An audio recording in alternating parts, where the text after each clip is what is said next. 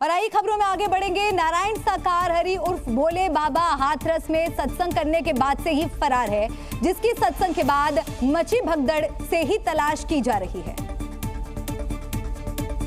और नारायण साकार हरि उर्फ भोले बाबा की तलाश में पुलिस यूपी के चप्पे चप्पे पर दबिश दे रही है। सूत्रों के मुताबिक बाबा की तलाश में पुलिस ने बदायूं, फर्रुखाबाद, हाथरस, अलीगढ़, कासगंज, एटा समेत करीब 8 जगहों पर छापेमारी की। बताया जा रहा है कि हाथरस में सत्संग करने के बाद साकार हरि मैनपुरी पहुंचा था। उसे कल दोपहर 2:30 बजे मैनपुरी आश्रम में आता देखा गया, जिसके बाद वो वहां से मैनपुरी आश्रम से गुप्त तरीके से लापता हो गया है। क्या बाबा अंदर मौजूद है या यहाँ से निकल गए हैं? प्रशासनिक सर्च ऑपरेशन यहाँ हो चुका है और सर्च ऑपरेशन के बाद जो बातें सामने आई है, बाबा यहाँ से निकल गए हैं। लेकिन जिस तरह से बाबा का आगमन इस आश्रम में होता है, लेकिन उन्हें बाहर जाते हुए कोई भी नहीं देखता। मैनपुरी के आश्रम के सुरक्षाकर्मी ने भी बाबा साकार हरि के हाथरस में सत्संग के बाद यहाँ आने की पुष्टि की है। बाबा जी कितने बजे से यहाँ आए हुए हैं? लगभग 3 बजे करीब। 3 बजे के हाथरस में इनका कार्यक्रम था सत्संग का, वहाँ से खत्म करने के बाद यहाँ आ गए। हाँ। अच्छा। बाबा साकार हरि की तलाश में भारी संख्या में मैनपुरी आश्रम की तलाशी ली गई, लेकिन वो रहस्यमयी तरीके से गायब हो गया। फिलहाल पुलिस उसे जल्द से जल्द ढूंढने में जुटी है। बाबा के ही सत्संग में सैकड़ों लोग पहुंचे थे, तो वैसे में सवाल यही उठता है कि आखिर कब बाबा पुलिस की गिरफ्त में आएगा और कब इन सैकड़ों लोगों की जो जान गई है उन्हें इंसाफ मिलेगा। और झूठ पाखंड के सहारे बाबा नारायण साकार हरि ने मैनपुरी, हाथरस और नोएडा में बेहिसाब संपत्ति भी जुटा रखी थी। सैकड़ों लोगों की मौत के बाद अब बाबा के काले साम्राज्य का खुलासा हुआ है।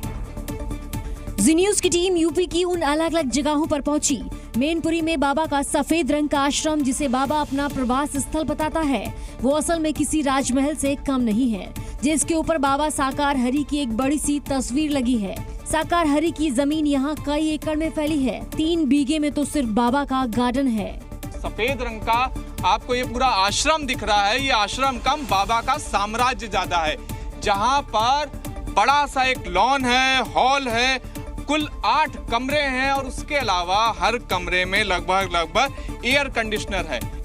मैनपुरी आश्रम से कुछ ही दूरी पर बाबा का एक गुप्त तहखाना है। बताया जाता है कि इस तहखाने में बाबा ने लोगों को भ्रमित करने के लिए प्रचार सामग्री रखी हुई थी। मुख्य आश्रम है, आश्रम से थोड़ी दूरी पर खाली स्थान, और खाली स्थान पर जब आप और आगे बढ़ेंगे तो एक पूरा का पूरा कई कमरों का एक पूरा का पूरा यहाँ पर हॉल बना हुआ है, और हॉल में भी इसको तहखाने जैसी यहाँ पर जो चीजें हैं वो यहाँ पर मौजूद। करीब 30 एकड़ में फैले बाबा के आश्रम में बाबा का दरबार सस्ता है। यहाँ किसी देवी देवता की मूर्ति नहीं है। दावा किया जाता है कि बाबा के इस आश्रम में और मैनपुरी में बाबा के बड़े रहस्य लोग यानी ठिकाने पर जी मीडिया की टीम सबसे पहले पहुंची। जी न्यूज पर तहखाना दिखाने के बाद बाबा के समर्थक भी वहां पहुंच गए और तहखाने का गेट बंद कर दिया। यहाँ पर ये दरवाजा है और इसको हम खोलने का प्रयास करते हैं।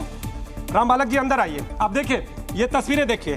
आप इसके अंदर जब यहाँ पर प्रवेश करते हैं तो ये बल्लियां रखी हुई हैं, और ये बल्लियां इस काम के लिए कही जाती हैं कि जब कोई आयोजन हो तो उसका प्रयोग किया जाता है। आप देखिए कुछ लोग भी यहाँ पर मौजूद हैं, आप सेवादार हैं, और देखिए और भी कुछ लोग हैं यहाँ पर, और हम तस्वीरें दिखा रहे हैं। देखिए ये बाबा की प्रचार सामग्री को यहाँ पर संरक्षित करने का ये पूरा का पूरा, इसे हम तहखाना कह सकते हैं। देखिए ये पूरा का पूरा यहाँ बड़ा बड़ा आपको ये पोस्टर, होल्डिंग, ये सब दिखाई देगा। और जरा कमरे के अंदर की तस्वीरें भी हम दिखाने का प्रयास करते हैं। आप देखिए ये कमरे के बाहर ताला लगा हुआ है।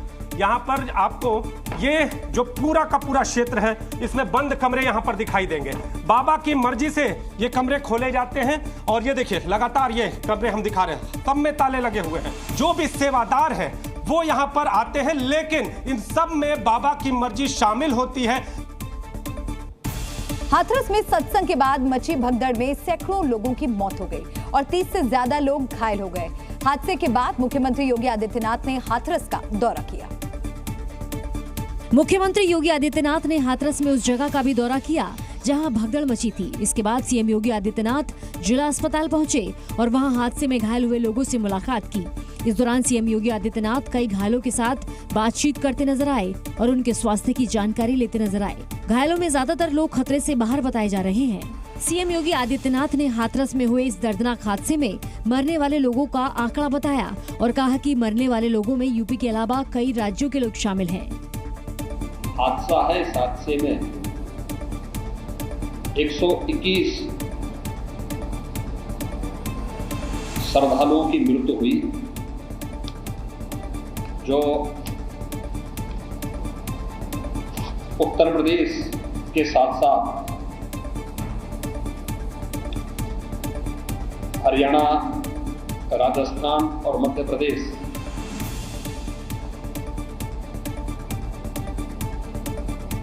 से भी जुड़े हुए थे। हाथरस के जिला अस्पताल में घायलों से